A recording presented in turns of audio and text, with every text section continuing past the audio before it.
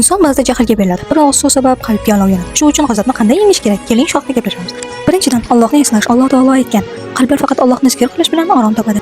Ikkinchidan, Rasululloh sallallohu alayhi va sallamning vasiyatlariga amal qilish. Abu Hurayra radhiyallohu anhudan rivoyat qilishlaricha, bir kishi Nabiy sallallohu alayhi va sallamning oldilariga kelib nasihat so'radilar. U zot g'azablanma dedilar. Rasul akramdan nasihat so'raganda g'azablanmani juda oddiy qabul qiladi. Yana ziyoda qilishlarini so'raydi. Ammo Rasululloh sallallohu alayhi va sallam sizning g'azabdan saqlanish muhimligini bildirish uchun har safar g'azablanma deb takrorlagan.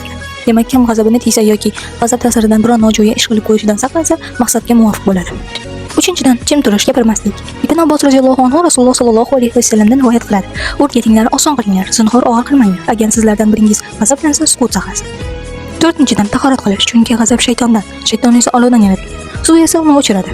Beshinchidan bo'lsa, holatni o'zgartirish. Abu Zar radhiyallohu anhu rivoyat qiladi. Rasululloh sallallohu alayhi va sallam sizlardan biron kishi g'azablansa, turgan bo'lsa o'tirib olsin. Agar g'azab ketsa ketdi, bo'lmasa yonboshlab olsin deganlar.